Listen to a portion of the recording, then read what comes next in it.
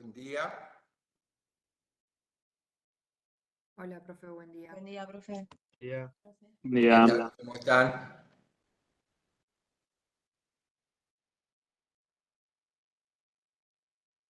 Bueno, esperemos 5 minutos y empezamos.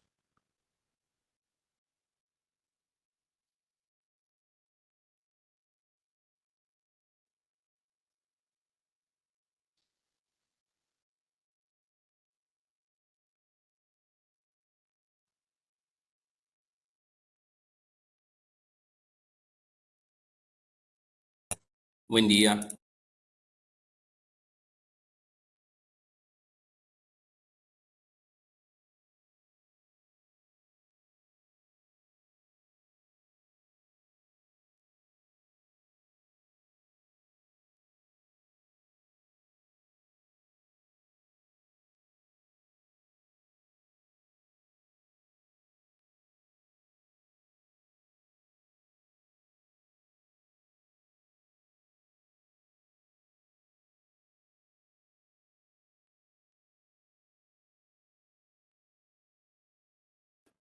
Buen día.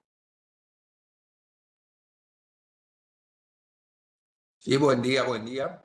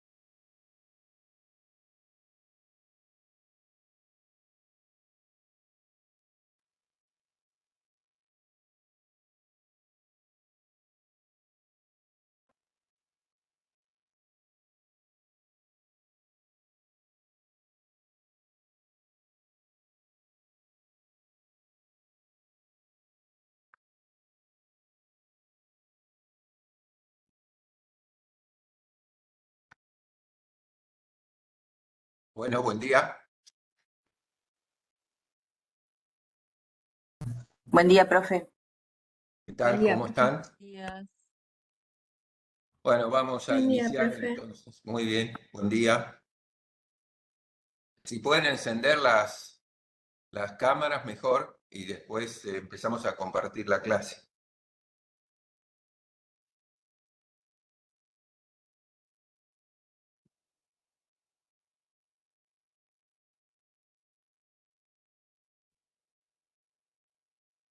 Ahí está. Algunos aparecen. Bueno, vamos a empezar con el tema de hoy, haciendo la salvedad en estas circunstancias. Ustedes saben que no podemos tener, obviamente, la clase presencial, así que para no atrasarnos y ante la imposibilidad de recuperar la clase, porque no tenemos capacidad como para hacerlo en otros días, bueno, decidimos hacer esta presentación. Cada vez que ocurra algún inconveniente podemos recurrir a lo virtual.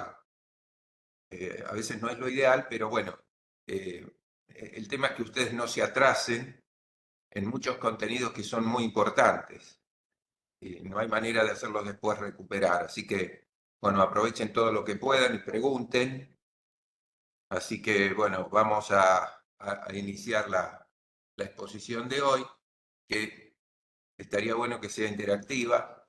O sea, ustedes van preguntando, por ahí o levantan la mano o bueno, me interrumpen.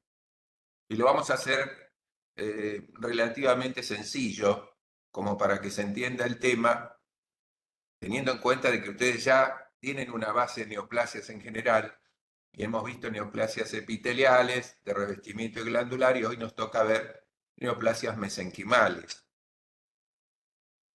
Seguramente este tema les costó bastante para los que lo leyeron, porque está muy disperso en los libros de texto. Hay parte que está en el libro de Robbins, al menos tratado en piel, o sea, en patología dermatológica, y otros capítulos como el de hueso incluye también partes blandas, o sea que hay que ir de un lado a otro para ir recabando información. Pero no se hagan demasiado problema, lo que vamos a ver es lo básico, lo elemental, lo mínimo, y después, cuando veamos órganos y sistemas un poco más detallados, los vamos a volver a repasar a muchas de estas neoplasias. Cuando uno empieza a estudiar la materia, se le viene todo encima y parece que no termina nunca. Y es una materia larga, entiendo, así que vamos a tratar de hacerlo lo más pausado posible dentro de los tiempos que tenemos. Porque no es mucho el tiempo que tenemos para el curso y las aulas son también de capacidad limitada, o sea que mucho de lo que podemos hacer como refuerzo lo vamos a tener que hacer online. Y en cualquier momento, cuando ustedes deseen después, en algún repaso, alguna posibilidad que podamos hacerlo online, también lo vamos a hacer. Bueno, dejando de lado esto y suponiendo que están todos los que están ahí, no los veo a todos, veo muy poquitos, así que vamos a compartir el PowerPoint. Creo que el que está subido en Entorno no es de autoría mía, pero bueno, los contenidos son similares. Van a ver que creo que no van a tener problemas. Ahora la pregunta sería, ¿leyeron el tema? A ver, estoy viendo a pocos participantes, pero por ahí me pueden contestar si leyeron el tema de hoy. Sí, profe. Sí. Sí. Mayoritariamente sí. Sí, Bueno, profe. bien, ahí aparecen algunos más, se hacen visibles.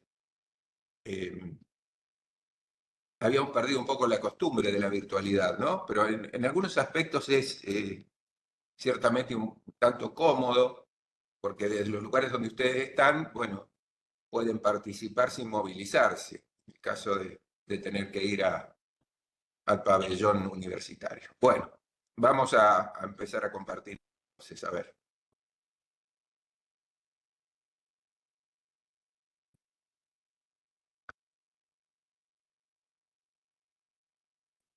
Ustedes me van avisando si están viendo la presentación. Sí, profe, sí puedo ver. Está viendo. Y si la amplío, a ver, este es el recurso que hacemos, pero que a veces, depende de la velocidad de recepción, puede no verse en pantalla completa. Ustedes me avisan. ¿Lo están viendo en pantalla completa? Sí, profe. Muy bien, entonces coincide todo. Bueno, a ver. Esperen que separe algunos cartelitos que siempre aparecen en la presentación para poder ver. Bien. Capítulo de neoplasias mesenquimáticas y de partes blandas. Fíjense que acá hay dos términos que se juntan. Por un lado el mesénquima y el otro las partes blandas. Entonces vamos un poco a hacer la diferencia entre estas dos cosas y aprender algunas neoplasias que se pueden desarrollar en estos tejidos. A ver, vamos a ver si pasamos de imagen. Sí, ahí estamos. Bueno, entonces, esto lo están viendo, ¿es así? Sí, profe. Sí, profe, se ve bien. Pasó la diapositiva. Bueno, entonces, ¿qué es el tejido mesenquimal? Si uno recuerda por histología y embriología, que hace años ya cursaron, decíamos que el tejido mesenquimal es un tejido que tiene células madre pluripotenciales. Y una célula madre tiene dos características, también recuerdan eso: la posibilidad de dividirse y la posibilidad de diferenciarse. Así que cuando son pluripotenciales tienen una enorme capacidad como para tanto dividirse como para diferenciarse en diferentes células. Entonces, de allí van a surgir tejidos. de esas células madre pluripotenciales mesenquimáticas, que en su mayoría se originan en mesodermo, pero recuerden que por embriología la región cefálica también recibe contribución del ectodermo, por lo que es el ectomesénquima. Dejando de lado esto, esas células madre que tienen enorme capacidad de diferenciación, va a dar origen a tejidos conectivos en general, propiamente dicho, que ustedes lo conocen, y todos los tipos especiales. También va a dar origen a los tejidos musculares. Y algunos tejidos epiteliales, fíjense ustedes, el endotelio y el mesotelio también son originados por estas células madre pluripotenciales. O sea que si yo hablo de endotelio y de mesotelio, tienen un origen mesenquimal. Muy bien. ¿Lo recuerdan que este tejido mesenquimal no especializado, dentro de él dijimos, abarcamos al tejido conjuntivo o conectivo, que podía ser laxo, podía ser denso? ¿Recuerdan la diferencia? Por histología, el laxo era más celular y menos rico en fibras. Se los veía con abundancia formando parte de la mucosa, por ejemplo, del tubo digestivo, lo que es lámina propia. Y un tejido conectivo denso con mayor cantidad de fibras de colágeno, quizá menor cantidad de células, pero esas fibras, si se ordenaban en forma regular, se los llamaba tejido conectivo denso modelado regular, ejemplo, tendones, ligamentos, y tejido conectivo denso no modelado o irregular, ejemplo, por ejemplo, la dermis profunda, para tenerlo más claro. También el periósteo, el pericondrio. Dentro del especializado, que era un grupo enorme también de tejidos, teníamos al tejido adiposo, la célula característica es el adipocito, que además de cumplir funciones de sostén, de aislamiento, térmico-mecánico, almacena energía.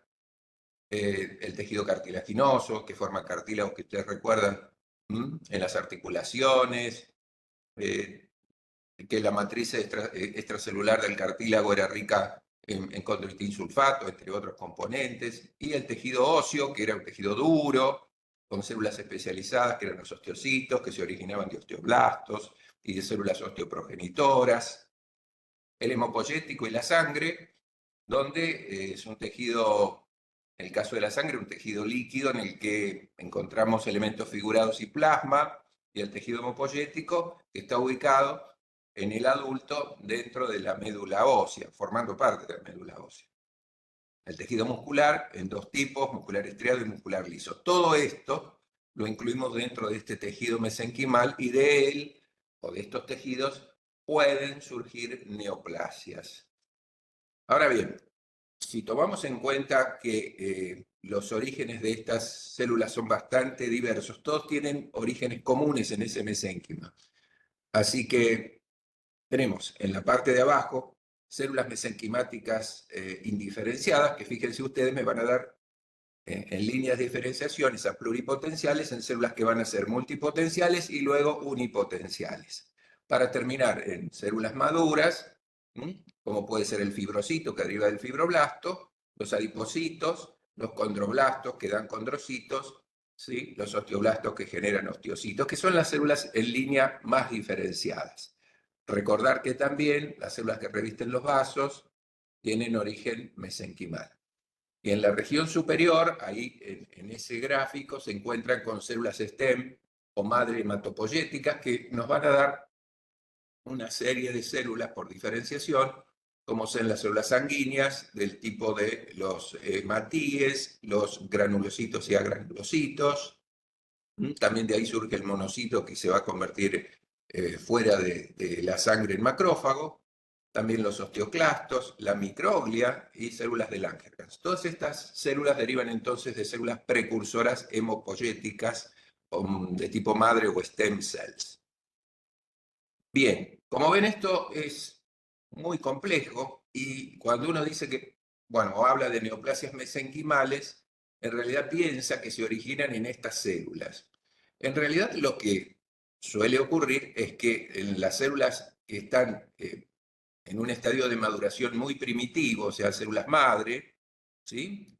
De alguna manera pierden, digamos, su línea de diferenciación normal y pueden hacerse neoplásicas. Por el concepto que dimos al principio, cuando vimos el primer trabajo práctico, no, perdón, fue el de neoplasias, donde dijimos que había células madre precursoras de neoplasia, o sea que las células madre se originan, obviamente, en forma muy primitiva, dan lugar por diferenciación a otros tipos celulares más maduros, pero cuando aparece una transformación neoplásica, en general esa aparece a partir de células precursoras. Es así que por ahí es erróneo tener el concepto de que se van a originar en células maduras las neoplasias, sino que se originan en células menos maduras, siguiendo diferentes líneas de diferenciación. ¿Qué significa esto? Que yo de una célula precursora, que se transforma, una célula neoplásica precursora, en línea de diferenciación me puede dar diferentes neoplasias de tejidos blandos o mesenquimales.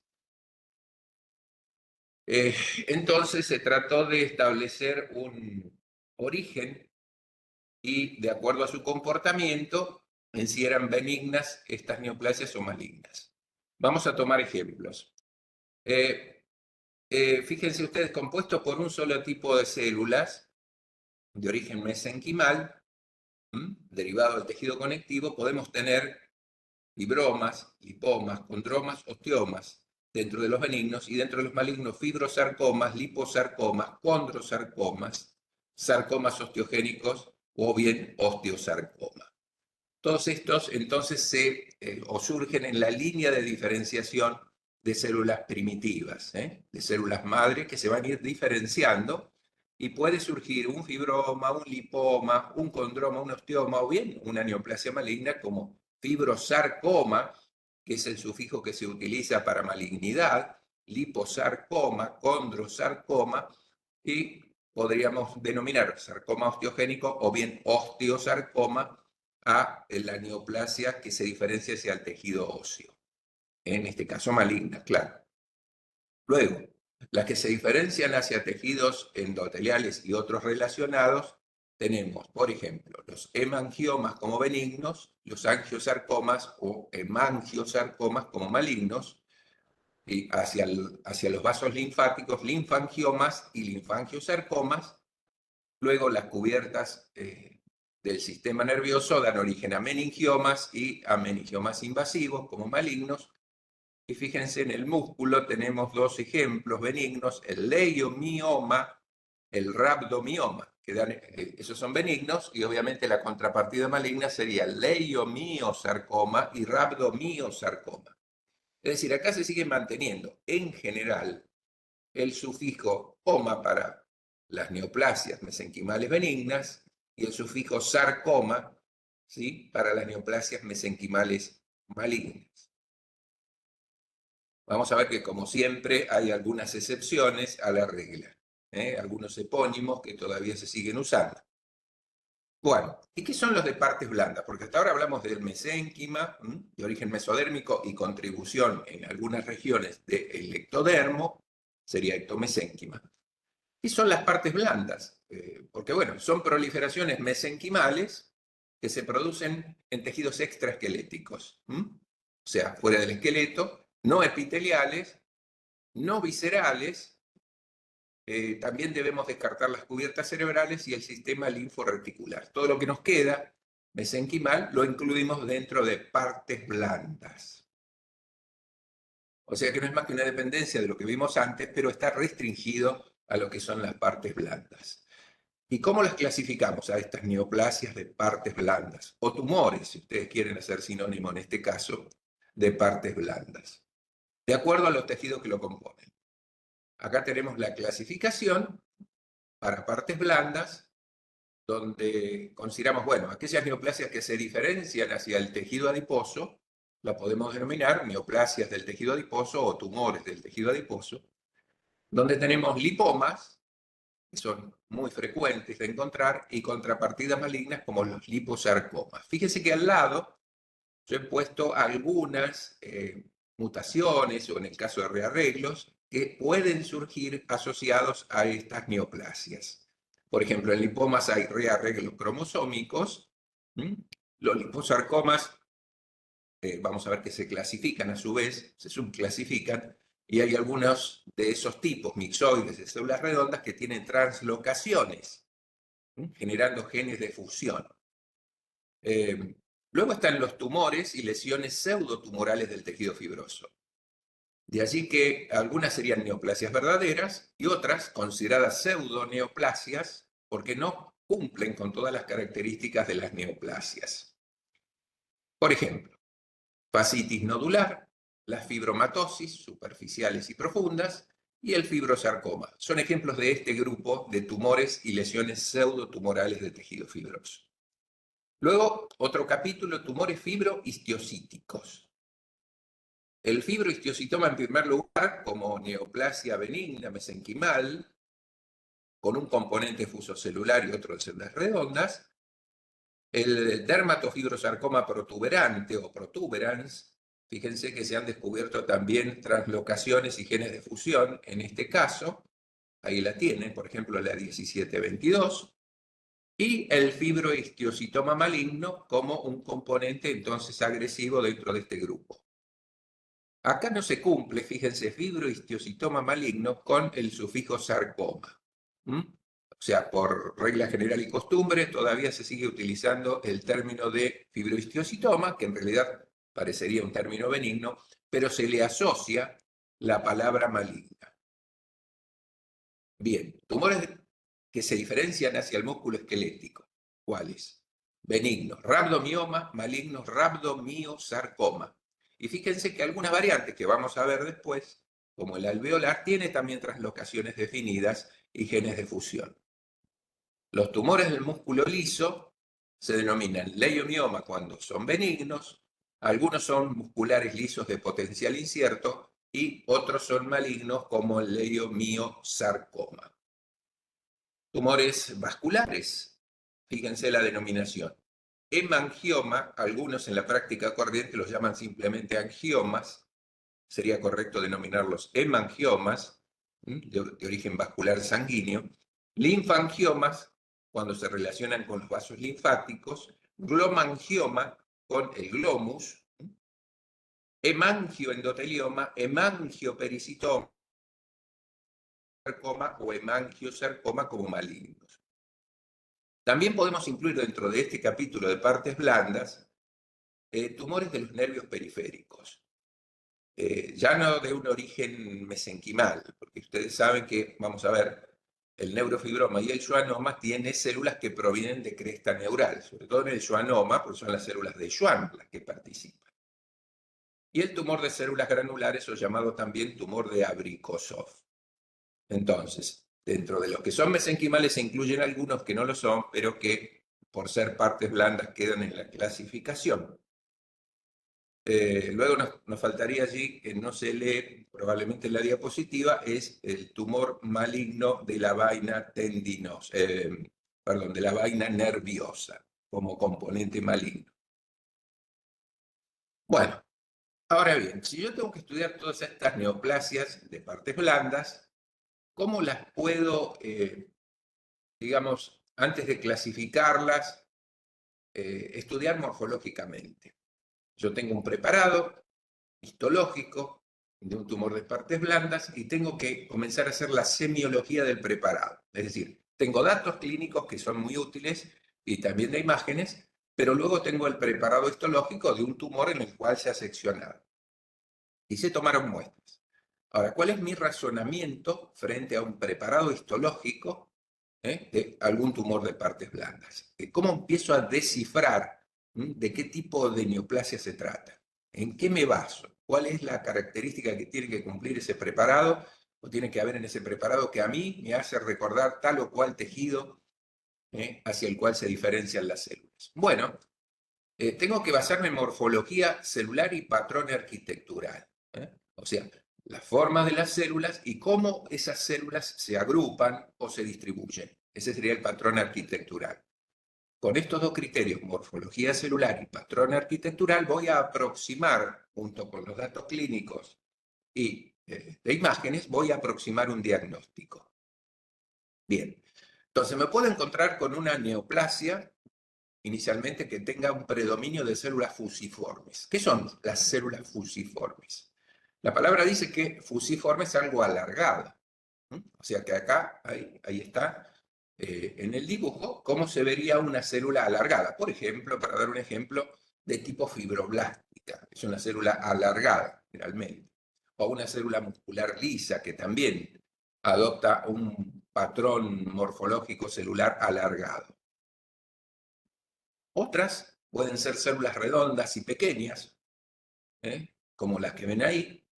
Otras pueden ser epitelioides, es decir, células que yo sé que son de origen mesenquimal, bueno, de acuerdo, pero que se parecen a las epiteliales, por eso le agrego el sufijo oide, parecido a el epitelio.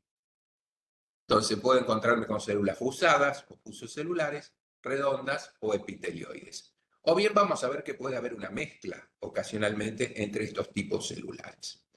Ahora vamos a cómo se organizan estas células, el patrón arquitectural. Bueno, se pueden organizar en fascículos. ¿Qué son los fascículos? Son haces de varias de estas células. Imagínense si son fusocelulares y se agrupan, son fascículos de células alargadas. Ahora bien, esos fascículos se pueden entrecruzar. Y si se entrecruzan, pueden hacerlo en líneas rectas, como ven ahí, con ángulos rectos, o bien a veces en ángulos agudos, otras veces en remolinos, otras veces generando empalizadas, es decir, se agrupan a diferentes alturas, y a veces con patrones bifásicos, es decir, puede haber células fusadas con células redondas, todas mezcladas. Bien, ¿para qué me sirve esto entonces? Yo con esto voy, de alguna manera, en mi conocimiento, elaborando un algoritmo. Células fusadas que se entrecruzan, tengo que ver si el entrecruzamiento es en ángulos rectos o es en patrón remolinado o es en ángulos agudos. Bueno, todo eso lo tengo que tener en cuenta, porque de ahí va a salir un posible diagnóstico. Entonces, morfología celular, patrón arquitectural. Vamos al ejemplo. Por ejemplo, acá tenemos una neoplasia, esto es un campo restringido de una neoplasia más grande. No encuentro tejido normal, primera observación. Todo es neoplasia en el campo histológico. Y en él estoy viendo que las células son fusadas, en su mayoría. Fíjense en la parte, yo no sé si puedo señalar, a ver, ¿ustedes ven esto que estoy señalando? Sí. Bueno, acá las células fusadas o alargadas corren en un sentido, en fascículos. Están agrupadas en fascículos y van desde la parte superior a la inferior de la imagen, ¿de acuerdo, no? ¿Y acá qué ocurre? Corren en dirección opuesta a estas.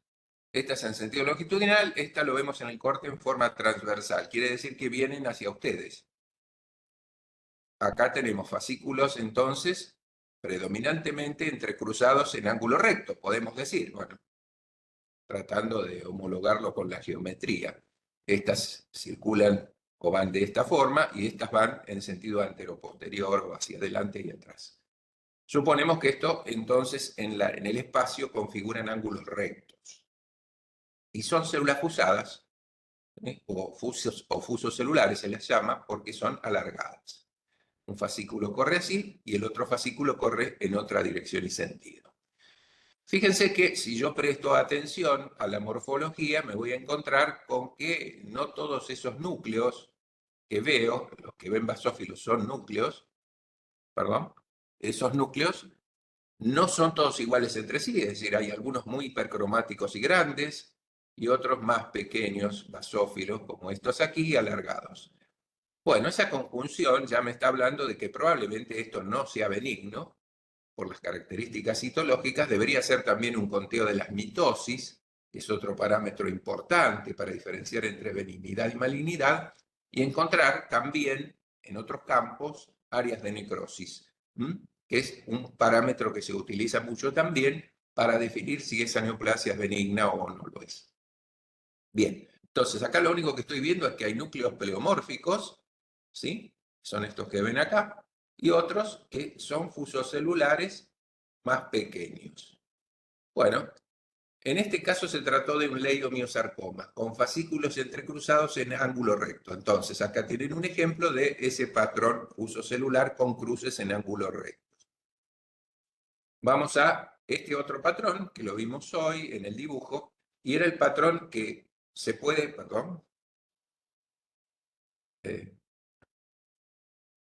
se puede llamar estoriforme. Estoriforme sería sinónimo de arremolinado. Fíjense que parece ser que sobre un eje central es como si yo diera una vuelta y las células se van deformando en patrón arremolinado. Ese aspecto se alcanza a ver acá y a mayor aumento acá, cómo se curvan las células fusiformes.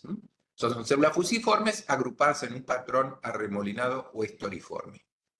Hay una neoplasia de partes blandas que tiene este patrón y se llama dermatofibrosarcoma.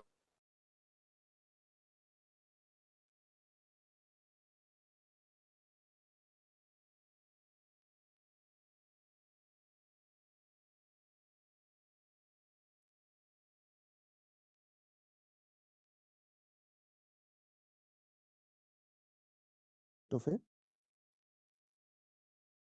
¿Se les cortó a todos? Sí. Sí, sí. Se desconectó, Sí, sí, parece. Sí, desconectó el...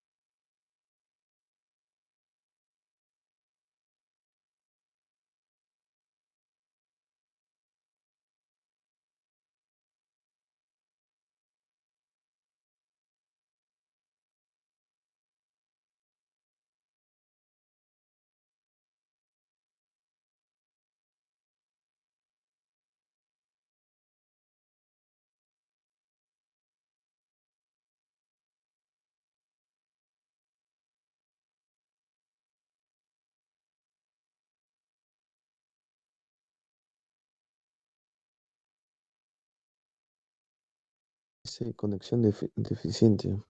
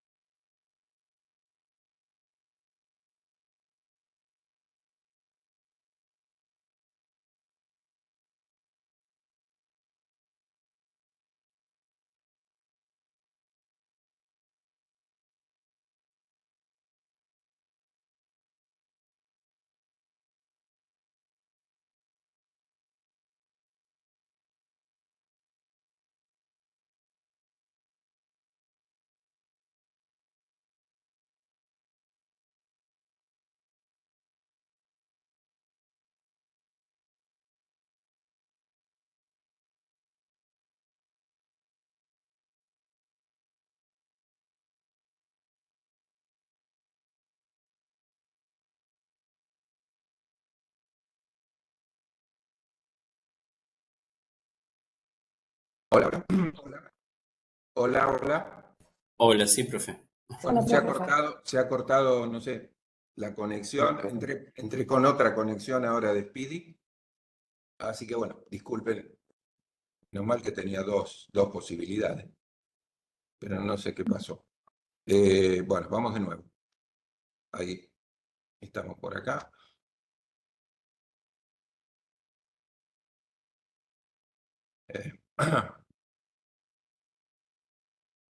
¿Me avisan si está todo bien? Sí, profe, se ve bien. Ahora sí. Bueno, habíamos quedado en patrón en empalizada. Creo que esto no lo vieron. Ese es el ejemplo que tienen a la izquierda. Y el patrón epitelioide, que fíjense ustedes que cuando esta neoplasia se desarrolla, las células adoptan un aspecto epitelioide. Son mesenquimales de aspecto epitelial. Bien. Siguiente. Patrón en espigas o espina de pescado. Fíjense acá que estos fascículos se ordenan de tal manera que dan un aspecto espigado. Bueno, esto es muy característico del fibrosarcoma. El fibrosarcoma, como ven, es muy celular, ¿sí? Y tiene esas características en fascículos que se entrelazan en forma de espinas de pescado. Profe, me parece que no se pasó la diapositiva. Sí, a mí ¿Puede también ser? se me quedó. Ahora Sí, no pasa. Está así en patrón en empalizada y ahí va. No, listo. esperen, Ahora esperen, sí, sí. a ver si la toma. Ahora yo la cambié. Ustedes me van diciendo. ¿No pasa? Ahí sí pasó, Sí, profe. profe, pasa, pasa. Entonces eso es fibrosarcoma, ¿lo están viendo? Bien. Puede ser que la conexión es más lenta que la de Fivertel, pero bueno, estamos con esta por las dudas. Patrón bifásico. Acá tenemos dos patrones en uno, es decir, células fusiformes y otras epitelioides. En ejemplo, el sarcoma sinovial. Luego, el patrón de células redondas y azules. ¿Esto lo ven? Sí. Sí, se ve.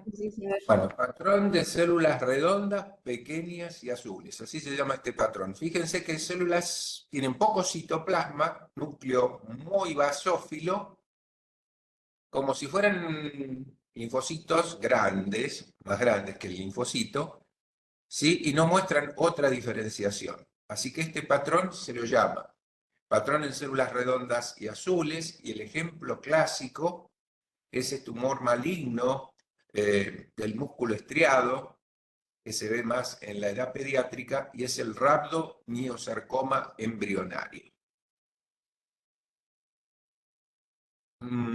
Luego podemos encontrar en estas neoplasias campos como este. Fíjense, acá yo esto lo veo y no puedo decir directamente, puedo decir que es una neoplasia maligna por las características citológicas y el patrón, pero de ninguna manera puedo arriesgarme a decir mucho hacia dónde se va diferenciando. Resultó ser, por marcaciones que después vamos a ver, una neoplasia maligna del músculo liso, pero con mucho pleoma. ¿Se ve ahora? ¿Se está viendo? ¿Se perdió la imagen? Sí, profe, no se ve Sí, bien. se ve. Se ve que alguien tiene el micrófono abierto. Bien, bien, pero se ve bien la imagen. Sí, se ve. Ah, bueno. Este sería el leiomiosarcoma pleomórfico. Lo de pleomórfico se le agrega por las características celulares que están viendo ahí, ¿no? Mucho pleomorfismo celular. Bien, pero yo les decía que con esto solo, con este preparado solo, aisladamente, sin ningún dato, es muy difícil, con hematoxilina eosina, imposible hacer un diagnóstico etiológico. Es maligno por las características que presenta, pero para saber cuál es el nombre y apellido, habría que hacer técnicas especiales. Bueno, vamos a entrar a las neoplasias que ahora son histiocíticas. Dentro de este grupo, con un patrón fusocelular y otro histiocítico en el mismo tumor, tenemos a una que es bastante frecuente y se llama dermatofibroma. El sinónimo es histiocitoma fibroso o fibrohistiocitoma benigno, que se ve sobre todo en la piel, pero en la región de la dermis. ¿Ah?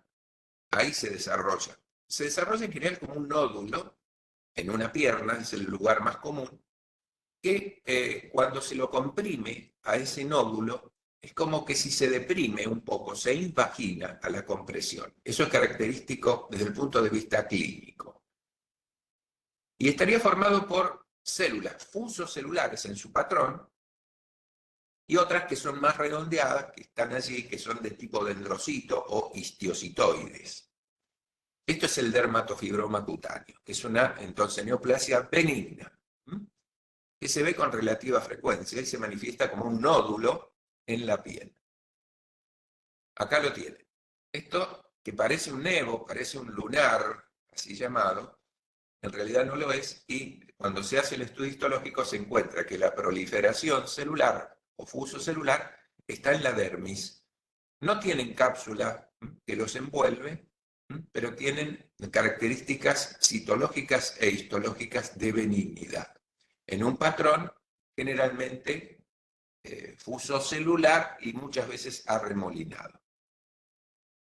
Como lo que ven acá. Fíjense a la izquierda la epidermis, hacia la derecha la dermis, que está expandida por una neoformación, es decir, ahí hay una neoplasia, de células que a este aumento, bueno, apenas alcanzamos a ver como que son fusos celulares, pero no tienen una cápsula que la envuelva. Con más aumento, la cosa se aclara un poco y ven células abusadas, predominantemente, más que células redondas, acá predominan las fusos celulares, y separadas por fibras de colágeno, en fascículos entrelazados. Pero no tienen características atípicas ni tampoco incremento de las mitosis. Este, que está un poco emparentado con el anterior, que se ve por debajo de la dermis, en dermis profunda en general, tiene un patrón fusocelular, pero en remolinos, como ven a la derecha y abajo.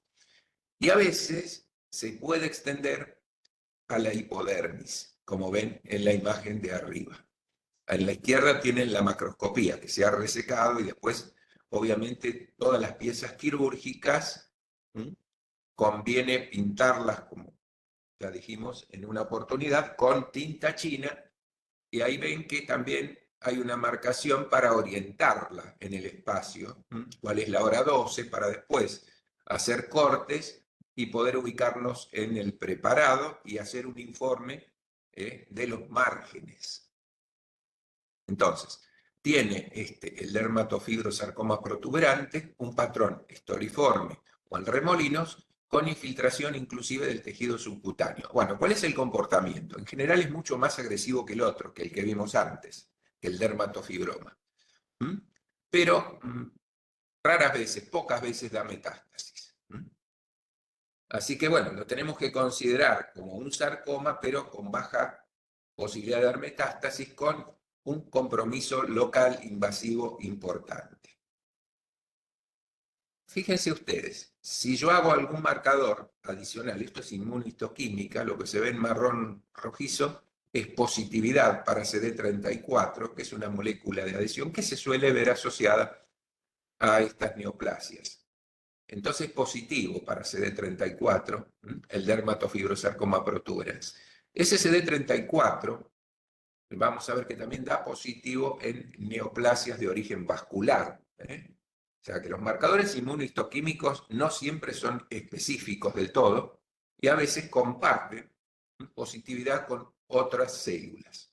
En este caso, CD34 es positivo en el dermatofibrosarcoma protuberante. ¿Para qué sirve esto? Porque a veces lo tengo que diferenciar del dermatofibroma que vimos hoy o fibrohistiocitoma, que como ven es negativo para CD34. La positividad que se alcanza a ver en forma muy tenue, acá por ejemplo, o por acá, corresponde al endotelio de vasos sanguíneos. Como decíamos hoy, este CD34 también da positivo en células endoteliales. Así que puedo decir de que la neoplasia es negativa para CD34, y que estos vasos agregados sí obviamente muestran positividad por las células endoteliales. Entonces puedo diferenciar un dermatofibrosarcoma protuberante cuando tengo dudas de un dermatofibroma o fibrohistiocytoma cutáneo. Bien, ¿con qué me encuentro acá? Con un fibrohistiocytoma maligno. Otra de las neoplasias fibrohistiocíticas. A ver si puedo correr un cartelito que me molesta, disculpen ustedes. No lo puedo sacar. Bueno, ahí va. El fibrohistiocytoma maligno es una neoplasia, como lo dice la palabra, que no recibe el nombre de fibrohistiosarcoma, eso no se usa, sino que se usa la palabra fibrohistiocitoma, parece benigno, pero se le agrega la palabra maligna, por uso cotidiano. Entonces, fibrohistiocitoma maligno es un tumor no capsulado, aparentemente en este caso circunscripto, pero con características de malignidad. En la macroscopía, si bien está bien delimitado, vemos que hay áreas heterogéneas en su coloración que pueden corresponder a zonas de hemorragia, inclusive de necrosis. Bueno, acá tenemos la histología de esa macroscopía. Como ven, es muy celular, y dentro de esa celularidad encontramos células más grandes y células más pequeñas y algunas otras fusos celulares, como las que se ven por acá abajo. O sea, tienden a disponerse en fascículos por aquí, mientras que por este otro lado no lo hacen. Pero hay cierto pleomorfismo ya con este mediano aumento. Por sectores tiene un patrón arremolinado, y lo llamamos estoriforme. Fíjense, muy celular, núcleos pleomórficos, no son todos iguales entre sí, y si hacemos un conteo mitótico vamos a encontrar un incremento importante de la división celular. Fíjense acá. En otro campo vemos algunas mitosis fácilmente reconocibles en metafase, esta, como esta otra. Fíjense el pleomorfismo de los núcleos, no todos los núcleos son iguales, algunos más hipercromáticos, y se encuentran con mitosis con estas características, que son mitosis atípicas, que según sabemos, cuando encontramos estas mitosis anómalas o atípicas, esta neoplasia se considera maligna. O sea que hay mitosis típicas, algunas de ellas, y otras atípicas o anómalas, como esta que se ve acá. Nadie va a dudar en este campo histológico que se trata de una neoplasia maligna. Bien. Esta es otra dentro del grupo de las fibrohistiocíticas, denominada fibrosantoma atípico, que se puede ver también a nivel superficial y que tiene un patrón de crecimiento semejante. Fíjense que empuja la dermis, perdón, nace en dermis y empuja la epidermis hacia la superficie, formando un nódulo. En general estos no tienen alto grado de agresividad o malignidad, se lo denomina fibrosantoma atípico. Bueno, vamos a ejemplos de neoplasias del tejido fibroso, o que se diferencian hacia el tejido fibroso, porque esto es importante. Dijimos hoy que las células menos diferenciadas se van a ir a diferenciar en otras, y estas lo hacen hacia el tejido fibroconectivo, es decir, hacia los fibroblastos. Bueno, por excelencia dentro de las neoplasias benignas del tejido fibroso está el fibroma, que es una neoplasia bien delimitada, blanco-grisácea, con una proliferación de fibroblastos maduros, dispersos y colágeno. Las localizaciones más comunes, obviamente fuera de las partes blandas, está en el ovario y también en las encías, son lugares donde podemos encontrar fibromas. Bien, les hago una pregunta. ¿Ustedes están viendo una imagen única, ampliada y grande, o están viendo superposición de imágenes? No, una sola Hola. imagen única. Muy bien, era lo que quería saber. Bien, bueno, entonces vamos ahora a la contrapartida maligna del fibroma, que es el fibrosarcoma. Casi coincide malignidad. Bueno, este es más frecuente en las extremidades. Esta neoplasia es más frecuente en extremidades, suele localizarse a nivel profundo, es de características infiltrativas, blando, con zonas, como dice ahí, de hemorragia y de necrosis. Estas son características de malignidad. Cuando yo veo en la macroscopía una neoplasia mal delimitada, con zonas de necrosis y zonas de hemorragia, pienso en que, sobre todo si es profunda, en que se puede tratar de una neoplasia maligna. Bueno, estos son agresivos, recidivan. ¿Qué significa recidivar? O sea, que vuelven a crecer si no han sido resecados completamente. Y esa recidiva se da en la mitad de los casos. Y en una cuarta parte de los casos pueden dar metástasis. Tiene un patrón de crecimiento fusocelular, atípico, y en fascículos espigados, hoy lo dijimos. Esa es la macro, y esta es la micro del patrón en espina de pescado o espigado. Bueno, vamos a algunas neoplasias del tejido adiposo ahora. O sea, las células se van a diferenciar hacia adipocitos más o menos maduros. Vamos, de un lado tenemos los benignos, son los lipomas, los muy comunes de ver. Están formados por células chicas, maduras, ustedes recuerdan, el adipocito tiene un núcleo excéntrico y un citoplasma con una gran vacuola lipídica, que en los preparados de hematoxilina y eosina se ven como células con citoplasma vacío, porque las preparaciones corrientes eliminan el lípido y quedan sin colorear. O sea que es una célula que tiene el núcleo excéntrico y un citoplasma claro, como vacío. Entonces, esto es una neoplasia benigna de las células adiposas y suele tener una cápsula, aunque a veces es delgada, pero son capsulados. Algunas de estas formaciones que no tienen cápsula también en la práctica se las conoce como lipomatosis, pero los lipomas son neoplasias capsuladas.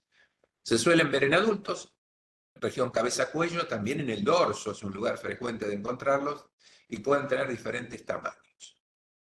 Se manifiesta entonces en general como un nódulo. Bien, luego está el liposarcoma, que es la contrapartida maligna, infiltrativa, ya no tiene cápsula, y es uno de los sarcomas de partes blandas más frecuentes en los adultos. Y se suele dar en miembros inferiores.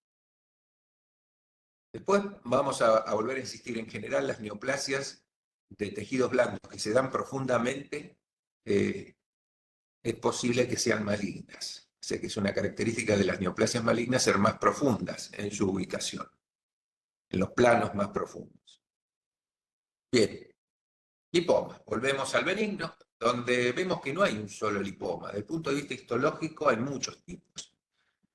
Por suerte, los más frecuentes son los convencionales, pero también hay otros que tienen un componente fibroso, se los llama fibrolipomas, otros un componente vascular asociado, angiolipomas, otros tienen células fusiformes, otros tienen células de características hemopoyéticas inclusive, y otros son pleomórficos. Entonces hay diferentes tipos de lipoma, el más común es el convencional, pero recuerden que hay otros tipos que a veces nos pueden hacer confundir con otras neoplasias de partes blandas. Este es el lipoma clásico, convencional. En el caso del miembro superior hay una ubicación que no es la más frecuente y se ha extirpado, y como ven es una neoformación capsulada de color amarillenta y blanda, con las características del tejido adiposo maduro en la histología.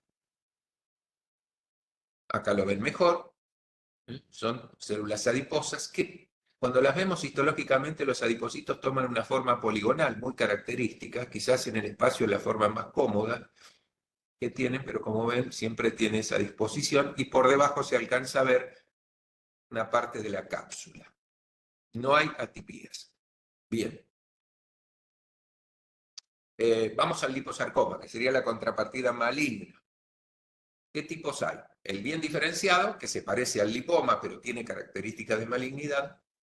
Y después una forma mixoide con un tejido, digamos, una matriz extracelular muy laxa, que acompaña a esos adipocitos. Otros se llaman células redondas. Y por último, una variante pleomórfica, de tipo anaplásica, muy poco diferenciada. Entonces, 4 variantes dentro del liposarcoma. Los más comunes son los 2 primeros, que tienen mejor pronóstico, el bien diferenciado y el mixoide. Tanto el de células redondas y aún más el pleomórfico tienen mal pronóstico.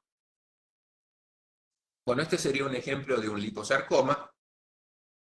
Aparentemente, por la macroscopía, parecería un liposarcoma probablemente bien diferenciado. No sabemos porque no tenemos el preparado histológico, pero bueno, si uno lo ve así, simplemente no puede asegurar de que esto sea maligno, tiene que hacer el estudio histológico.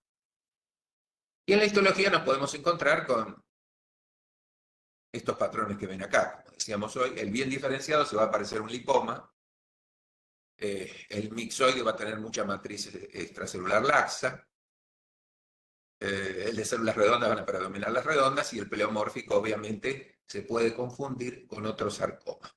Pero ¿qué es lo que tengo que buscar yo en un liposarcoma para orientarme, para saber de que, bueno, puede ser de origen adiposo o diferenciarse hacia el tejido adiposo? ¿Qué es lo que tengo que buscar? Alguna célula clave que si está presente me ayuda mucho es el lipoblasto. El lipoblasto, como acá los ven, se los voy a señalar aquí debajo, bueno, también se ve acá a la derecha. Ahí, esta célula, por acá también está, que son células adiposas con el núcleo como si fuese con muescas, o sea que el núcleo ya no es periférico, como se ve, por ejemplo, acá. Esto se parece más a un adipocito maduro, aunque no lo es del todo, pero esta célula tiene el núcleo más central y como con muescas por el contenido y por las vacuolas que lo comprimen y aparecen como indentaciones. Este sería el lipoblasto, una célula característica dentro del contexto del liposarcoma. Fíjense, este sería un adipocito maduro, este sería un adipocito con maduración intermedia, si ustedes quieren, pero este es el lipoblasto, que es la célula clave que si está presente en esta neoplasia me hacen pensar en un liposarcoma. Muy bien. Este es el mixoide. Después del bien diferenciado, el mixoide también es uno de los que tiene buen pronóstico. Dentro de todo, tiene lipoblastos, sí, los tengo que buscar muy bien. Hay algunos que son adipocitos en diferentes estadios de maduración. Y abundante matriz de esas características como mixoides, laxas, muy laxas. Por eso se ve así en un fondo celeste con la hematoxilina. Bueno, el de células redondas, que acá lo ven, tengo que buscar entonces con mucho detalle también la presencia de lipoblastos porque esto me puede también confundir con otro tipo de sarcoma. Y fíjense, por ejemplo, acá tenemos 2 patrones dentro de un liposarcoma. A la izquierda, áreas un poco más diferenciadas, perdón, a la derecha, áreas un poco más diferenciadas, y hacia la izquierda el patrón es mucho más celular, que me puede confundir con otro tipo de sarcoma, está mucho menos diferenciado. O sea que dentro del mismo tumor podemos tener áreas menos diferenciadas y más diferenciadas. Vamos a los tumores vasculares, que son bastante complejos. ¿Ustedes me escuchan? Una pregunta. Sí. Sí, profe, se ¿Qué escucha. significa que sea mixoide?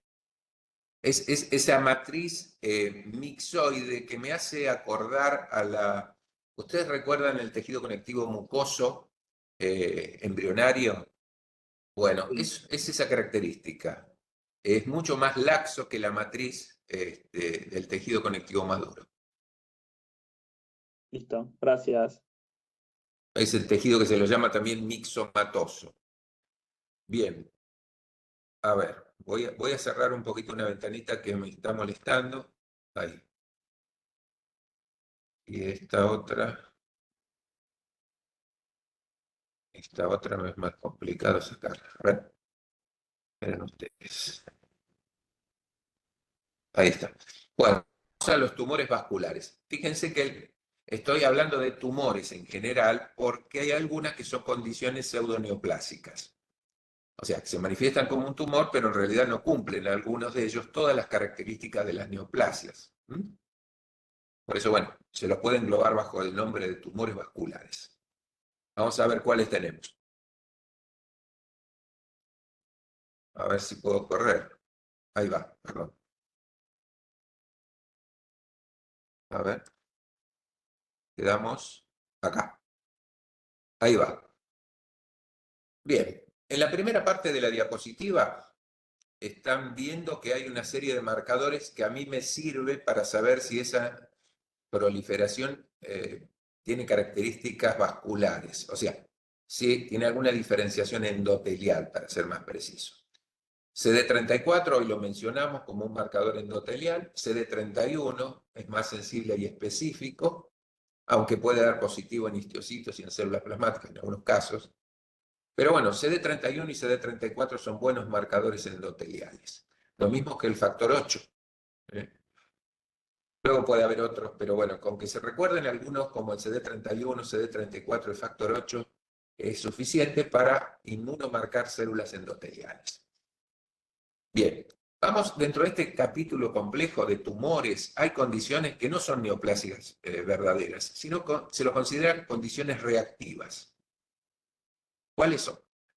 Les menciono algunas. El granuloma piógeno, también llamado hemangioma capilar lobulado, o botriomicoma, con todos estos nombres, más conocido como granuloma piógeno inicialmente, es una lesión tumoral, ¿sí?, no neoplásica, que se desarrolla en piel y mucosas, generalmente lesiones postraumáticas, y están formadas por un tejido de granulación exuberante. Y muchas veces lo que hace es eso, o sea, protruye en la superficie, ¿sí? Imagínense, puede ser en la mucosa de la boca, en la encía. En cualquiera de esos lugares podemos tener un granuloma piógeno. Y mide alrededor de 1 o 2 centímetros cuando se lo diagnostica, o sea que en general se lo ve fácilmente y se puede extirpar cuando es necesario, se hace el estudio histológico y se hace ese diagnóstico de benignidad, Profe, obviamente. ¿Sí? me parece, a mí me quedó como el cartelito de tumores vasculares, siguió pasando, no sé si el No. resto le... Sí, yo la veo, profe, bien a la diapositiva. Estoy en tumores vasculares. Pero es el cartelito, no siguió. A Sí, ver. siguió. A mí Yo entonces no yo me... la veo bien, profe. ¿Lo Está están bien, viendo perdón. ahí? ¿Ven el dibujito del granuloma piógeno que es como un honguito? Sí, se ve. No, Bien. es mi señal entonces. Ahora. Puede ser que a veces la señal, fíjense que yo tuve que cambiar porque no sé por qué estaba más lenta o se interrumpió una. Listo, profe, gracias, perdón. No, luego viene la angiomatosis basilar que se ve en individuos inmunosuprimidos o inmunocomprometidos generados por Bartonella henselae. Este microorganismo puede generar lo que se llama la angiomatosis basilar, que no sería considerada como una verdadera neoplasia.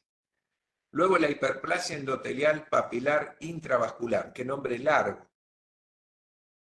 también conocido como hemangioma de Masson, es un trombo en realidad que se ha organizado, se ha recanalizado y tiene una hiperplasia endotelial.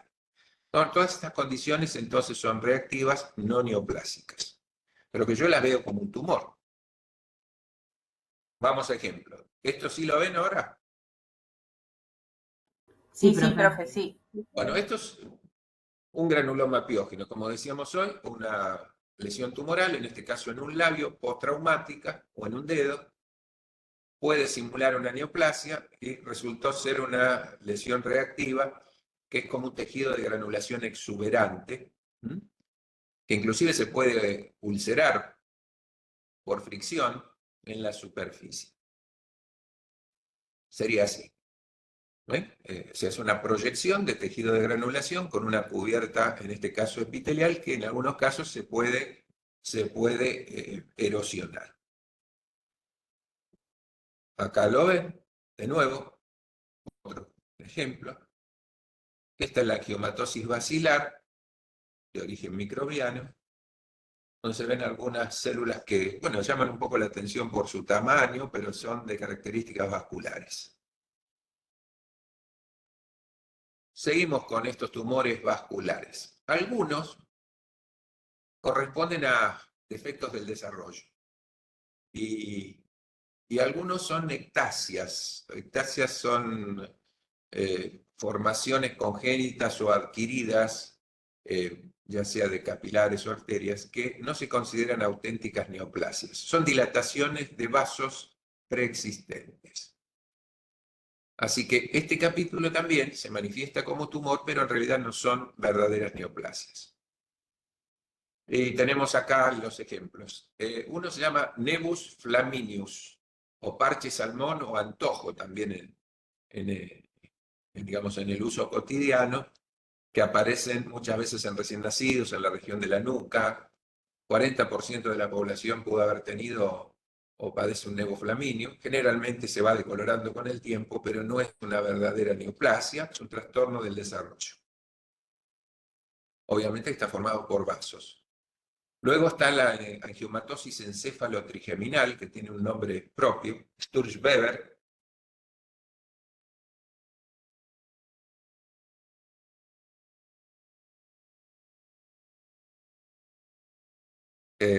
Bueno, después la telangiectasia hemorrágica hereditaria, que tiene nombre propio, Osler-Weber-Rendu, y las telangiectasias en araña.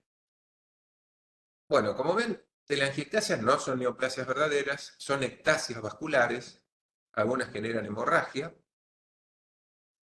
y tienen nombres propios. Recuerden estas dos, la angiomatosis encéfalo-trigeminal o Sturge-Weber y la telangiectasia hemorrágica hereditaria Osler-Weber-Rendu. Las telangiectasias en araña después las vamos a ver también en un ejemplo gráfico. Acá. También se las conoce como spiders en inglés, ¿no? Son arañas. Muchas de estas manifestaciones no son neoplasias verdaderas, son dilataciones o ectasias vasculares que se ven asociadas con ciertos trastornos metabólicos. Por ejemplo, cuando hay hiperestrogenismo pueden aparecer estas lesiones en la piel y ser múltiples. El ejemplo clásico es en la insuficiencia hepática, una manifestación cutánea que tienen esos pacientes por falta de metabolización de los estrógenos en el hígado insuficiente, y bueno, se ven así clínicamente. Este es el Sturge-Weber que hoy definíamos, como que tampoco es neoplasia verdadera. Se forman estas lesiones cutáneas, con un cambio de coloración muy evidente en la región de la cara. Son como nevos faciales, una angiomatosis que también se puede extender a la leptomeninges, puede cursar con retraso mental, convulsiones, a veces hacen hemiplejías y tienen características radiográficas y de imágenes. Bueno, sepan de que hay un síndrome de Sturge-Weber que no es neoplásico, pero que tiene características vasculares que simulan neoplasias. Otra es la enfermedad esta que dijimos hoy de Osler-Weber-Rendu, que es la telangiectasia hemorrágica hereditaria, que se hereda en forma autosómica dominante, y tienen varias lesiones vasculares, aneurismas, que son dilataciones, o bien telangiectasias en piel y mucosas. En el tracto gastrointestinal, por ejemplo, es importante porque a veces puede generar hemorragias. También pueden estar en hígado, en pulmón y en cerebro. Bueno, entonces, estos tumores vasculares que son muy complejos, dijimos que algunos eran neoplasias, otras no lo eran. Eran malformaciones o síndromes. Algunos son benignas, las neoplasias en realidad vasculares, la mayoría de ellas son benignas, pero cuando están localizadas las llamamos hemangiomas o angiomas, y estas son neoplasias verdaderas. Cuando son difusas, no localizadas, las denominamos angiomatosis. Bueno, pueden ser superficiales, pueden ser más profundas, ¿y cómo las clasificamos histológicamente? Bueno, si se diferencian en capilares, que suelen ser más superficiales, las llamamos hemangioma capilar, de las cuales pueden ser del adulto, juvenil, senil o verrucoso. Luego, si los vasos son más profundos, más grandes, con pared más gruesa, que no regresan, son menos circunscriptos, los llamamos hemangiomas cavernosos. Y acá hay dos condiciones que suelen cursar angiomas cavernosos. Una es el síndrome de Maffucci o de von Hippel-Lindau y otro es el de Casabach-Merritt, que genera también púrpura trombocitopénica. Luego están los hemangiomas arteriovenosos y los hemangiomas microvenulares. Bueno, como ven, el capítulo de los hemangiomas es muy extenso. Los más frecuentes son los capilares, pero los hay cavernosos, arteriovenosos o microvenulares, todos benignos. Acá hay un ejemplo de un hemangioma en lengua, en un adulto. Así se ve ese color rojo violáceo por la presencia de sangre en su interior, claro. Esto es un hemangioma capilar juvenil que, como ven, no tiene definidos bien los capilares, ahí están, son como neoplasias un tanto menos maduras, pero benignas. Se alcanzan a ver las luces capilares y hay mucha celularidad acompañante, pero es benigno. Este quizás es más fácil de descubrir y de diagnosticar. ¿Por qué? Porque ya se forman luces vasculares bien evidentes. Este es el hemangioma capilar del adulto. Tienen un epitelio plano simple, es decir, un endotelio que los cubre. Como ven, algunos son más grandes que los capilares. Algunos ya son vénulas, pero bueno, se los llama en general hemangiomas capilares, en este caso del adulto. La epidermis aparece intacta por encima. No hay atipía. Pero no tiene cápsula. Este es otro. Fíjense ustedes que no es capsulado, pero está en la región de la dermis profunda. Y todas se ven como luces, algunas capilares, otras parecen venulares por el tamaño. Pero no hay atipía. Y la epidermis permanece intacta. Hay unos angiomas comunes, o hemangiomas bastante comunes de ver, que son los seniles, que se ven como unas pápulas de color rojo rubí, muy características. En la medida que vamos sumando años, vamos desarrollando ese tipo de hemangiomas. Otro es el cavernoso, que, como dijimos hoy, tiene paredes más gruesas, luces más irregulares, con un contenido hemático. El endotelio que los cubre es un endotelio típico. Bueno, la enfermedad de von Hippel-Lindau la mencionamos como que tiene hemangiomas cavernosos, pero no solamente puede haber en la piel, sino que los encontramos también en el cerebelo, en tronco encefálico, en el fondo de ojo. O sea que hay varias asociaciones en el von Hippel-Lindau. Recuerden que la enfermedad de von Hippel-Lindau se asocia con hemangiomas cavernosos en distintas ubicaciones. Y también mencionamos el hemangioma arteriovenoso. Como ven, fíjense en la microscopía, tanto en izquierda como en derecha, no se ven luces capilares, hay algunas, sí los hay, pero hay otras que tienen pared más gruesa, algunos vasos más gruesos. Y unos parecen arteriolas, otras parecen vénulas, por eso a esto se le llama hemangioma arteriovenoso. Esta es una variante de angiomas que en realidad tiene un componente muscular liso asociado, por eso es un angioleiomioma. Quiere decir que acá la neoplasia benigna se diferencia hacia estructuras vasculares, pero también hacia el músculo liso de los vasos, dando este aspecto. Fíjense que tienen luces vasculares, como estas, o estas, revestidas por su endotelio, y por fuera una proliferación celular que corresponde al músculo liso. Y a esto se le llama angioleiomioma y suele ser una neoplasia localizada, en este caso en la piel, como ven ahí, dolorosa, muchas veces dolorosa.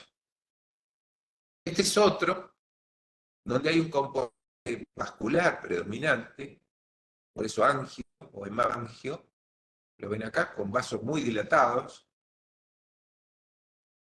pero en el que se asocia una reacción de la epidermis que trata de envolverlo, circunscribirlo, como si lo iría abrazando. Lo realmente verdaderamente neoplásico es lo vascular, pero se lo conoce como angioqueratoma, que es benigno. Puede asustar la macroscopía y la clínica, porque cuando esto se ulcera allí y el color oscuro puede simular una lesión melánica maligna, inclusive diagnóstico diferencial puede ser un melanoma, pero lo que contiene esto es sangre y no hay melanocitos atípicos en ningún lugar. Luego están los linfangiomas. Un segundo, me voy a conectar, si no me voy a quedar sin energía.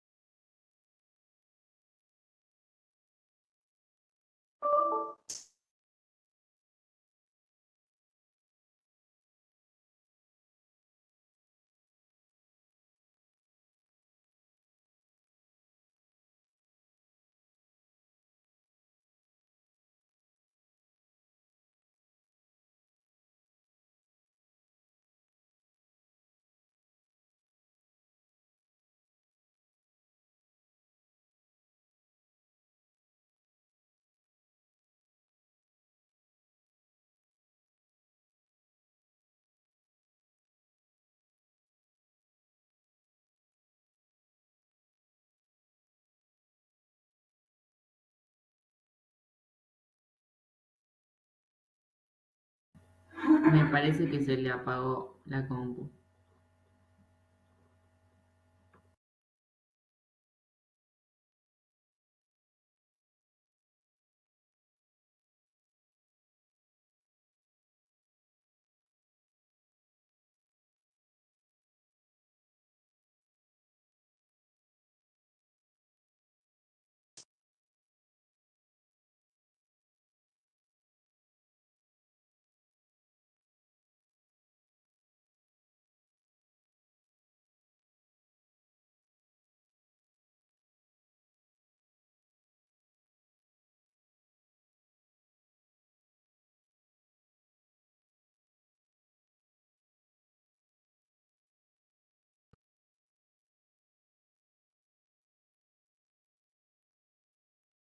No sé, ¿terminó la clase?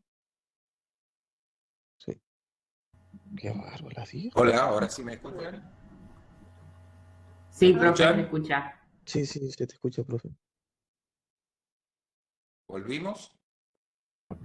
Sí, profe, te escuchamos bien. Hola. Hola, Se hola. escucha, se escucha, profe, sí. Hola, profe. Bien, bien, volvimos porque me quedé sin energía. Ahí va, ¿qué tal? Ahí volvemos, volvemos a compartir. Bien, sigamos. Un ratito más, con un poco de paciencia. Estamos en...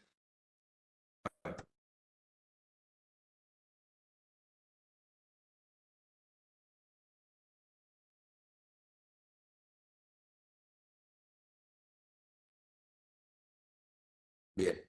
Creo que habíamos quedado aquí, ¿puede ser? El angioqueratoma.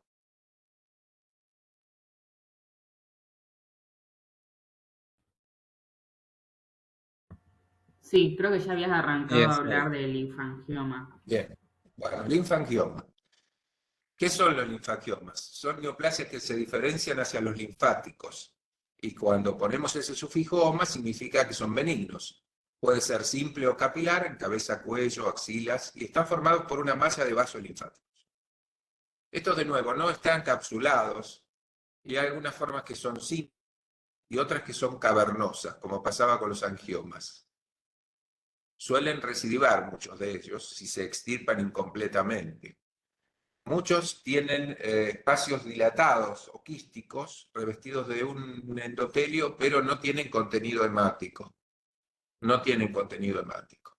Esa es la diferencia entonces con los hemangiomas que sí tienen contenido hemático. O sea que un linfangioma semeja a un hemangioma, pero no tiene contenido hemático. Muy bien. Seguimos con las neoplasias y tumores vasculares. Dentro de ellas tenemos algunas que tienen un componente de pericitos. Y bueno, por ejemplo, el clásico llamado hemangiopericitoma, 1 de cada 3 es maligno, se ubica en retroperitoneo, se ubica en el miembro inferior y tiene un patrón hemangiopericítico. Este es muy particular, tiene estas características. Se ven vasos, pero entre ellos hay pericitos, que también proliferan. Esto es muy característico del hemangiopericitoma. Recuerden que 1 de cada 3 es maligno. Ubicaciones retroperitoneo, miembro inferior. Bien. Y otro es el tumor glómico, que es muy particular, porque esto resulta en la diferenciación hacia el glomus, que es una estructura que regula, vamos a ver, células musculares lisas modificadas que vienen de o semejan al cuerpo glómico, que es un receptor neuromioarterial de temperatura. Por eso, estas neoplasias, el tumor glómico o llamado glomangioma, lo vamos a ver con mayor frecuencia debajo de las uñas, a nivel subungual, como pequeñas formaciones constituidas por nidos de células glómicas que están rodeando a vasos ramificados. Entonces, este es un tumor, una neoplasia benigna, dolorosa, de ubicación generalmente subungual, y está formado por células glómicas rodeadas de vasos ramificados. Bien, vamos a otros tumores. Dentro de estas neoplasias hay algunas, como las que vimos, que eran de grado bajo de agresividad, otras son de alto grado. Vimos muchas benignas hasta ahora. Nos quedan algunas de grado intermedio de malignidad, que se las llama borderline, donde están el sarcoma de Kaposi y el hemangioendotelioma. Y después, 2 malignas para recordar, hemangiosarcoma y hemangiopericitoma. Entonces, vamos a alguna de ellas. El hemangioendotelioma, que lo ven acá, como tumor de grado intermedio de malignidad. Pueden recidivar, y hay un porcentaje que dan metástasis, y están por conductos vasculares y playas celulares fusiformes. Algunas se ven como células grandes, epitelioides, de origen endotelial. Y otro, dentro del grado intermedio de agresividad o malignidad, es el sarcoma de Kaposi, donde hay varias formas, que ahí lo van a poder leer en el libro. Formas crónicas, formas clásicas, forma linfadenopática, forma asociada a trasplante y forma asociada al SIDA. Y en su patogenia interviene un virus, que es el herpes virus 8, asociado al sarcoma de Kaposi. Así que este virus genera una infección lítica y latente en células endoteliales, luego ejerce un efecto de promoción, y de allí el desarrollo del sarcoma. Así que bueno, en esta enfermedad que se llama sarcoma de Kaposi, hay un virus que está asociado y es el virus herpes de tipo 8 o herpes virus asociado al sarcoma de Kaposi, donde los pacientes van a desarrollar un sarcoma vascular de bajo grado o de grado intermedio, la mayoría de ellos grado intermedio de malignidad. ¿Cómo se manifiesta? Con parches, placas o nódulos en piel, en general comienza así, el cambio de color en la piel. Después vamos a definir, cuando veamos piel, qué son los nódulos, qué son las placas y qué son los parches, pero con estas lesiones cutáneas características se ven así. De todas maneras, siempre es necesario hacer biopsia, no se puede hacer diagnóstico solo con la clínica, y cuando avanzan los estadios, a veces se ven estas formas ya en forma de placas o nódulos inclusive ya elevados y dejan de ser parches o máculas. O sea, estadios iniciales son maculares, estadios que le siguen ya avanzados en forma de pápulas. ¿Y qué es lo que vemos histológicamente? Es una proliferación celular y espacio como si fuesen hendiduras en la dermis. Esto a menor aumento es difícil de diagnosticar, obviamente, ¿no? Tienen epidermis, dermis, donde hay mucha celularidad, parece haber un patrón fusiforme en las células, se alcanzan a ver algunas hendiduras o estructuras vasculares por ahí perdidas, como ahí, como acá, como por acá, hendiduras más que vasos verdaderos, y uno pone mayor aumento y lejos de esas áreas muy celulares podemos encontrar esto, que es una estructura vascular incipiente y una proyección del tejido conectivo hacia ese vaso, lesiones muy incipientes de sarcoma de Kaposi, en un sector, el resto no. Fíjense ustedes, perdón, voy acá, en estadios más avanzados, ya en forma de nódulos, perdón, alcanzamos a ver este patrón. Acá se ve muy bien que hay como estructuras vasculares o hendiduras revestidos por endotelios con células un tanto pleomórficas, con características atípicas, y otras áreas como estas, donde hay un patrón fusocelular y cuesta mucho descubrir, pero hay hendiduras vasculares.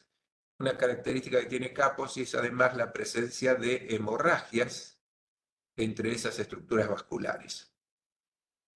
Bien, entonces, en la fase ya más tardía nodular, hay células atípicas, hay hemorragias, hay hemosiderina resultante de la modificación del hierro en el intersticio y glóbulos hialinos. Acá de nuevo, estadio de placa, donde hay hendiduras vasculares, revestidas por un endotelio, que por momentos parece bastante discontinuo, y como ven, cuando hacemos una marcación, para 8, que era uno de los marcadores endoteliales, hay positividad en esas células alargadas que corresponderían a un origen endotelial.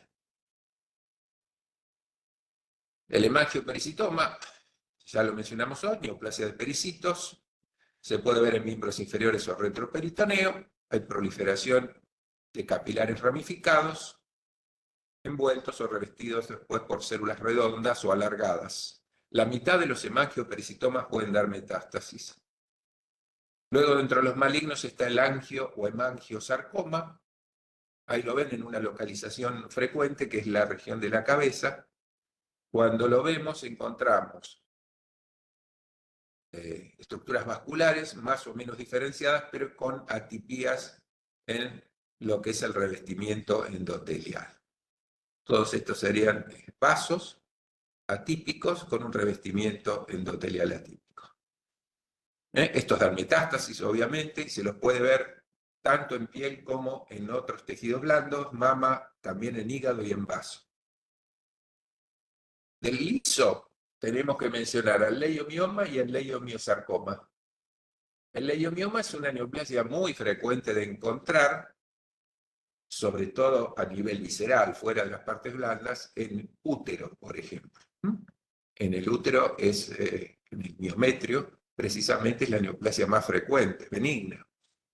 La contrapartida maligna es el leiomiosarcoma.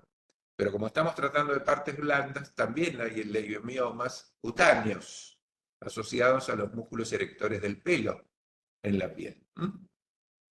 Bueno, y acá tenemos a nivel de la piel leiomiomas cutáneos que se han inmunomarcado con este anticuerpo que me va a evidenciar la presencia de actina dentro del músculo liso. O sea que la actina es un buen marcador para fibras musculares lisas. Bien. Bueno, la contrapartida maligna es el leiomiosarcoma. ¿Qué diferencias tiene con el leiomioma? Bueno, en patrón citológico y arquitectural. Citológicamente hay atipías y hay mitosis, por tanto. Y si uno recorre el preparado tiene que encontrar también áreas de necrosis, si la neoplasia es de gran tamaño. antes de entrar en rabdomiosarcoma, cuando en un leiomioma encontramos muchas mitosis, tenemos la obligación de buscar atipías y necrosis para descartar un leiomiosarcoma. Porque cuando supera un determinado número de mitosis por 10 campos de mayor aumento, más atipía, más necrosis, ya no es un leiomioma, es un leiomiosarcoma. O sea, que es lo que hay que evaluar en neoplasia de músculo liso es mitosis, conteo mitótico, ¿vale? Que tiene que estar por debajo de 10 por 10 campos, ¿sí? Luego interesa el pleomorfismo celular e interesa la presencia de necrosis. Cuando se juntan esos elementos, podemos considerar a la neoplasia de origen muscular como maligna. Sobre todo si encontramos mitosis anómalas. Bueno, y el rabdomioma es muy raro, se los menciona nada más, la contrapartida maligna sí es el rabdomiosarcoma, de los cuales hay 4 patrones. Puede ser embrionario, alveolar, pleomórfico o de células fusiformes / esclerosantes.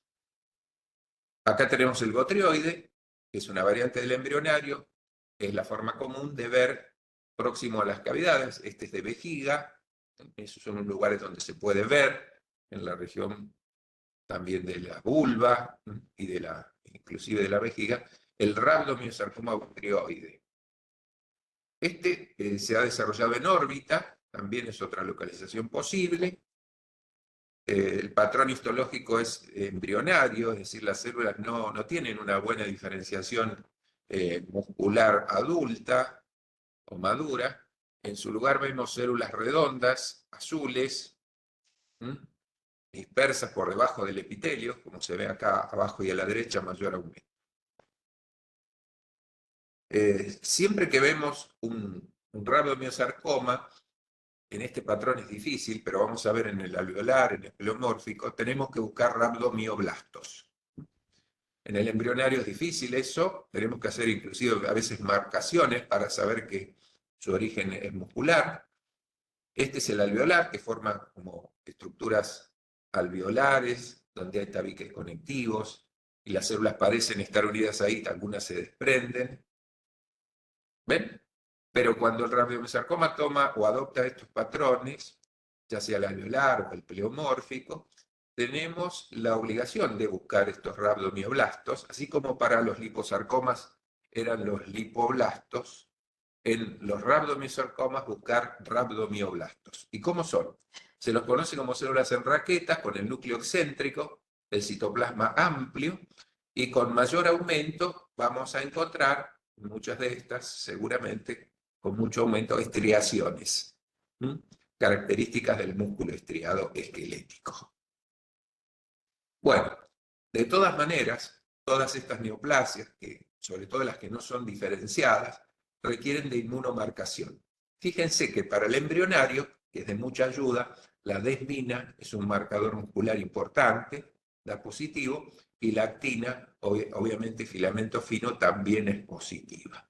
Así que esto le pone el sello al rabdomiosarcoma embrionario, donde veía una gran cantidad de células redondas, azules, que por inmunistoquímica podemos decir de que su diferenciación es muscular estriada.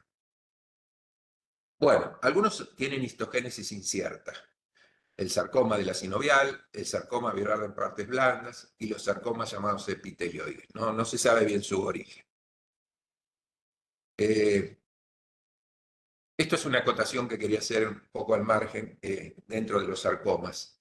El sarcoma, cuando es pleomórfico e indiferenciado, es la nueva denominación que hoy se usa en lugar de fibrohistiocytoma maligno.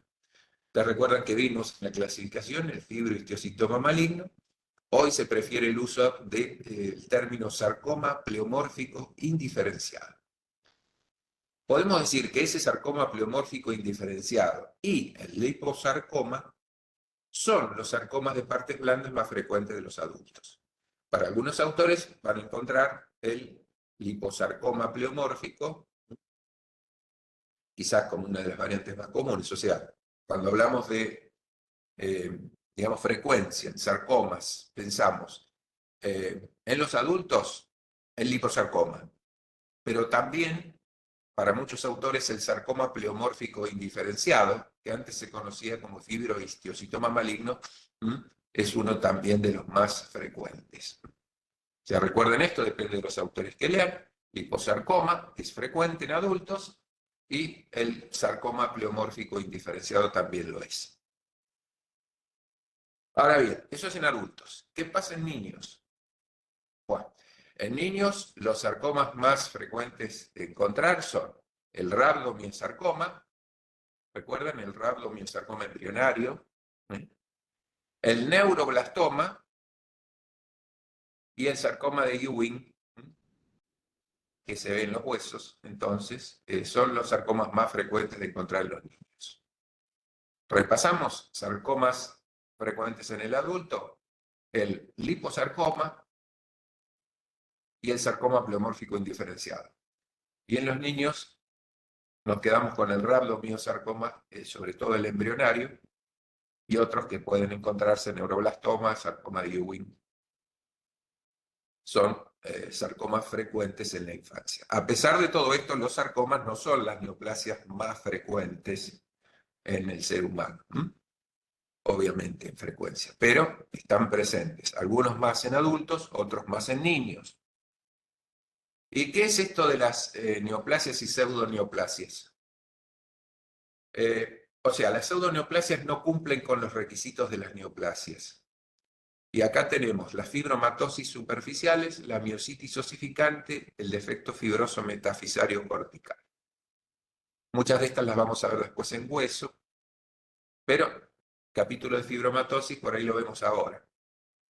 Y las neoplasias, que se sabe hoy que serían neoplasias, y antes se pensaba que no lo eran, ahí dentro están muchos amartomas, la fascitis nodular, el quiste óseo neurismático, la displasia fibrosa, la fibromatosis profunda, llamado desmoide, y el tumor de células gigantes de la tenosinovial. ¿De acuerdo? Entonces esto sería un poco actualizar el tema neoplasias y pseudoneoplasias. Algunas siguen siendo pseudoneoplasias, como la fibromatosis, la miositis osificante, el defecto fibroso metafisario, y otras que son consideradas neoplasias, los amartomas, fascitis nodular, quiste óseo neurismático, displasia fibrosa, fibromatosis profunda o tumor desmoide, y el tumor de células gigantes tenosinovial. Ahí está la fascitis nodular, considerada dentro de las neoplasias, se ve en el antebrazo, en la región del tórax, y tienen fibroblastos y miofibroblastos que crecen, algunos de estos inmaduros y dispersos o en fascículos cortos. Y tienen un estroma laxo, de nuevo, el concepto de mixoide, que tienen con eritrocitos y con linfocitos agregados. Fascitis nodular, hoy considerada como una neoplasia, pero sin características de malignidad. Bien, a ver, un poquito más, ya vamos terminando. No se hagan demasiado problema. La miositis osificante la vamos a ver cuando estudiemos hueso, pero es una variedad de fascitis precedida de traumatismo. Se puede ver en el tejido muscular o en la grasa. Lesiones circunscriptas, no capsuladas, y tienen tres zonas. Un centro fibroblástico, una zona intermedia de osteoblastos y una zona periférica osificada. Ahí está la miositis osificante en estudios por imágenes. Ahí están las tres zonas: celular, zona de osteoblastos con osteoide y hueso bien formado por fuera. También hablamos de la fibromatosis, que eran consideradas no neoplasias verdaderas, y acá tenemos las superficiales: palmar, Dupuytren, plantar, Lederhouse, Peneana, Peyronie. Luego están los tumores desmoides. Recuerden los desmoides que lo vimos ahí en la clasificación, que pueden ser extraabdominales o abdominales, intraabdominales. Fíjense, volvemos de nuevo a esta clasificación donde tenemos ubicado a la fibromatosis profunda desmoide dentro de las neoplasias. No así las fibromatosis superficiales que estarían dentro de las pseudoneoplasias. ¿Mm? O sea, estas dentro de las que ven como superficiales, y las profundas, como por ejemplo el tumor desmoide, dentro de las neoplasias. Ahí están las fibromatosis, que son células alargadas que proliferan entre las fibras musculares, una proliferación de miofibroblastos, infiltran localmente, no dan metástasis, y ahí tenemos la localización palmar, que se llama enfermedad de Dupuytren, que produce una contracción a nivel de los tendones, dando ese aspecto característico de contractura en flexión del cuarto y quinto dedo. Esto lo van a ver también cuando vean ortopedia y traumatología, tumores que los ortopedistas ven con cierta frecuencia. Así queda la retracción entonces de los dedos a consecuencia de la presencia de la fibromatosis palmar. Y la plantar o Lederhouse de similares características. Bueno, luego la peniana, que produce deformidades importantes en el pene como consecuencia de la infiltración que tiene esta fibromatosis. El tumor desmoide es una fibromatosis agresiva, esta sí es neoplásica, miofibroblástica recidivante, no da metástasis, como la fibromatosis en general. Se puede localizar en abdomen o fuera del abdomen. A veces se asocia con ese síndrome de Gardner. Ahí está la abdominal. Esto se ha resecado. Células alargadas sin atipía que infiltran. Incluso pueden infiltrar el tejido adiposo. Y hay un marcador que es característico, ¿sí?, para el tejido conectivo, que es la vimentina. La vimentina es positiva, entonces, en estas células mesenquimales de tipo fibroblástico o miofibroblástico. Esta es la mesentérica, que ha sido resecada. Hay otra que se ve en los niños, que se llama fibromatosis digital infantil. Todo lo que ven en dermis. Y luego le doy un panel inmunistoquímico diagnóstico. ¿Cómo razono yo frente a una neoplasia? Sobre todo una neoplasia no diferenciada, ¿no? Probable origen mesenquimal. Entonces, bueno, yo pienso que es probable origen mesenquimal, pero no lo sé. Y puedo empezar con un antígeno leucocitario común, si veo células redondas, en un patrón de células redondas, y definir si esto es linfoide o no lo es. Bueno, entonces hay marcadores para células linfoides, que es el antígeno común leucocitario. Si el antígeno común leucocitario es positivo, bueno, voy hacia quizás sea un linfoma. Neoplasia entonces del tejido linfoide maligna. Pero si el antígeno común leucocitario me da negativo, y acá tengo un espectro de marcadores para hacer. Tendría que buscar si expresa queratina o si expresa vimentina. Si expresa queratina, a favor de una diferenciación epitelial. Si expresa vimentina, a favor de una diferenciación mesenquimal. Jugando con estas dos, bueno, si me da queratina positivo, vimentina negativo, quizás sea un carcinoma no diferenciado. Bien. Pero si me da, ¿qué pasa si me da queratina negativo y vimentina positivo? Bueno, cuidado, posible origen mesenquimal. Tengo que hacer desmina, bueno, y ahí puedo saber si es o no un tumor muscular. Factor 8 también es muy útil, o alguno de los marcadores de endotelio, CD31, CD34, para saber si el tumor es vascular. Y puede que me dé una proteína S100 positiva, y en este caso tendría que pensar en algún tumor de origen neural, o un sarcoma de células claras, o en un melanoma, o un tumor de células granulares, o tumor de Abrikosov. Y si no me da ninguno de estos, aún siendo vimentina positivo y queratina negativo, pensar en un histiocytoma fibroso maligno, o en un fibrosarcoma, o en un liposarcoma. Es decir, como ven, el diagnóstico de muchas de estas neoplasias de partes blandas, sobre todo de las malignas, no es fácil. En algunas circunstancias requiero hacer un panel diagnóstico inmunistoquímico, donde entro a jugar con diferentes marcadores, de acuerdo a su negatividad o positividad, puedo incluir o excluir algunas neoplasias. ¿Sí? Y justificar el diagnóstico, claro. Bueno, factores pronósticos en sarcomas. ¿De qué depende el pronóstico? Del tipo histológico, es decir, tratar de llegar a un diagnóstico preciso histológico, ya sea con hematoxilina y eosina o con técnicas especiales, incluso con marcaciones. Luego hay que establecer un grado de diferenciación y un estadio.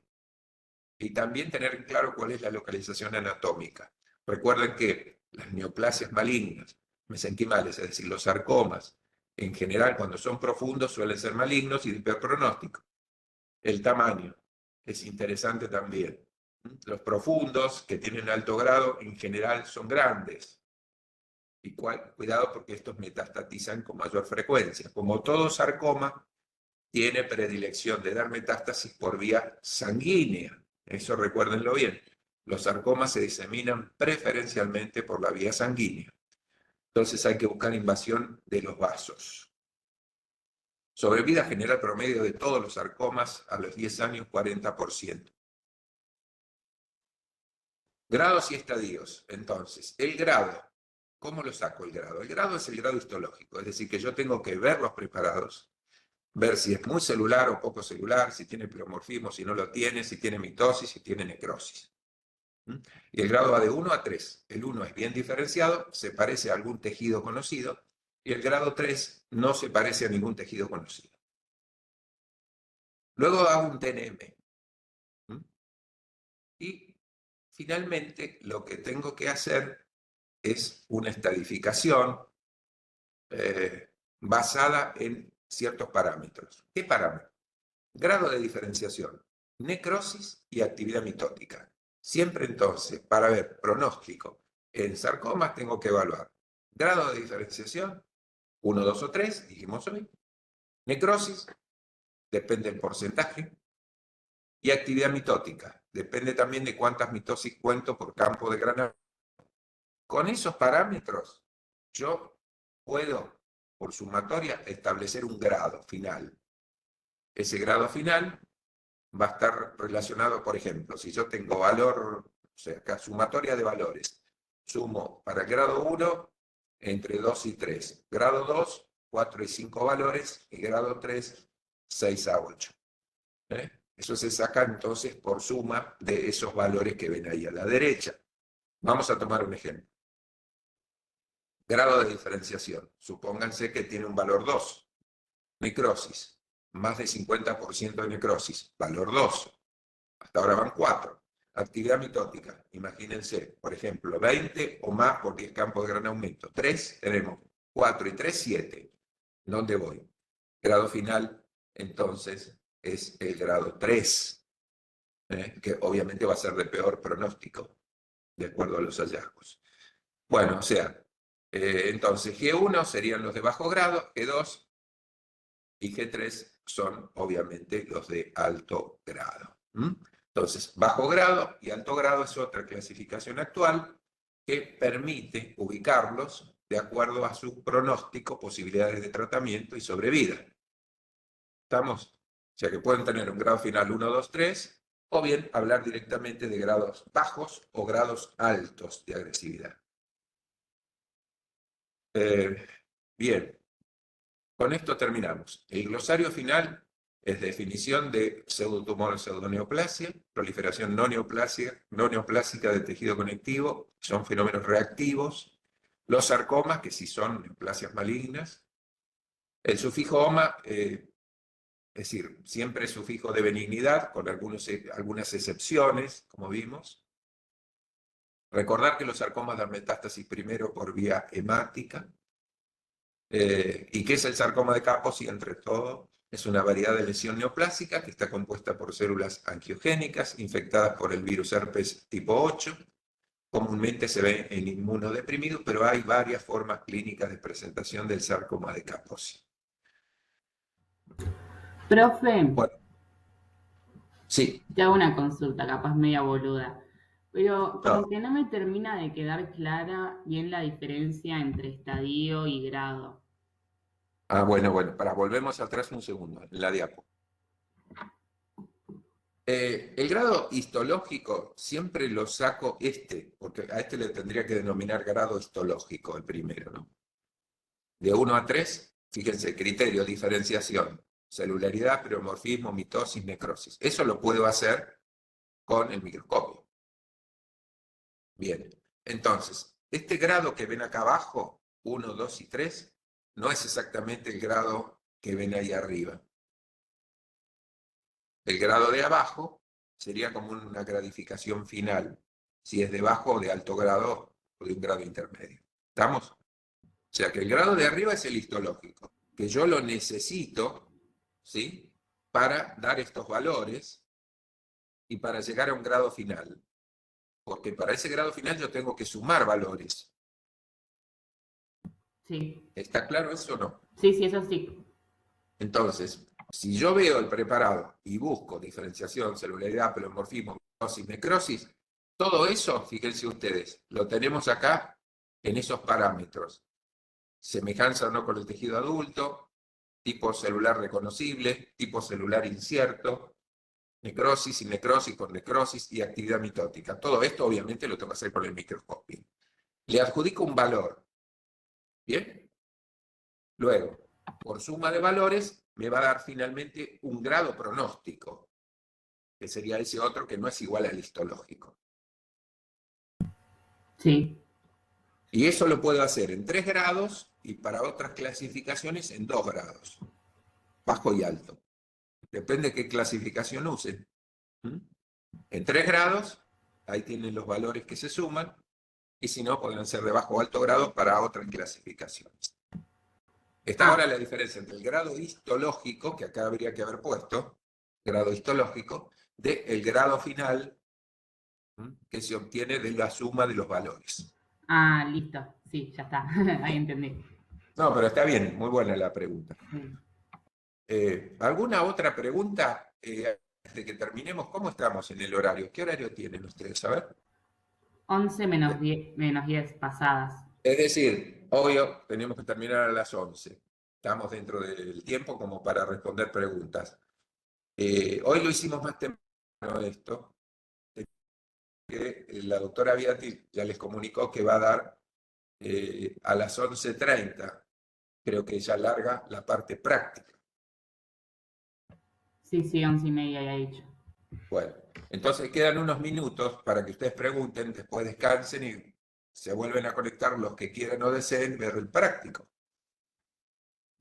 Profe, Sí, los tumores vasculares, ¿puedo decir que son pseudoneoplasias? algunos de ellos, todos los que vimos, son pseudoneoplasias, si ustedes quieren, sí. Los que son de origen reactivo, ¿recuerdan? Que hay algunos que son de origen reactivo. Esos pueden ser considerados pseudoneoplasias. Ok.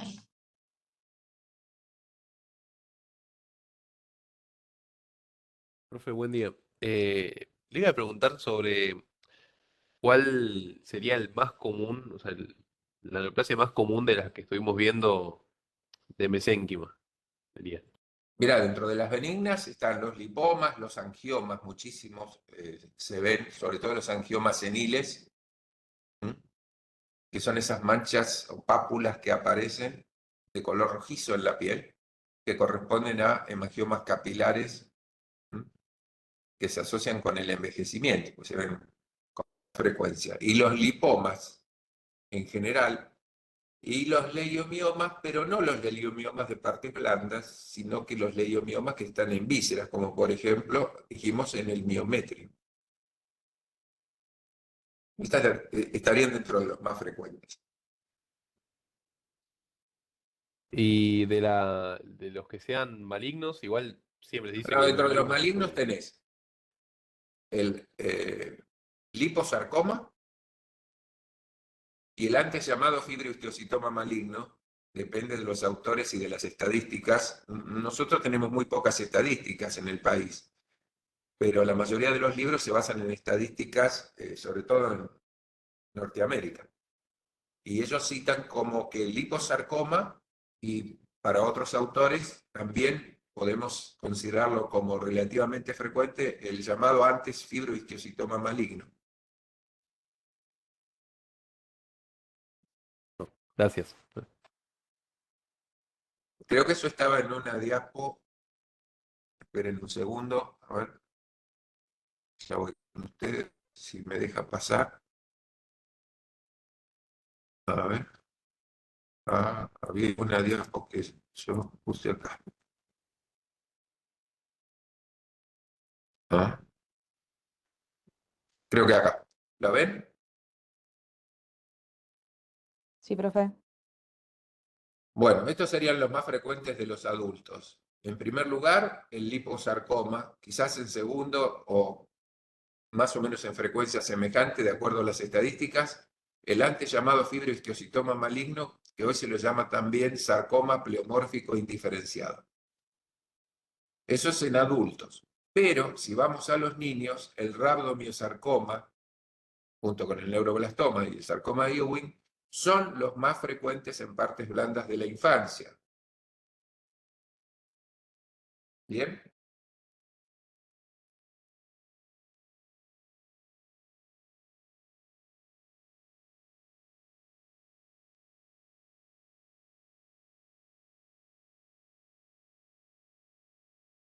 ¿Estamos? ¿Alguna pregunta más? Esperen que dejo de compartir. No, profe, clarísimo. Esperen un segundo.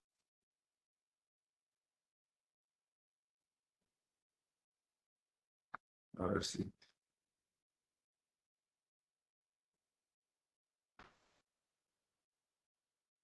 Ya los dejo.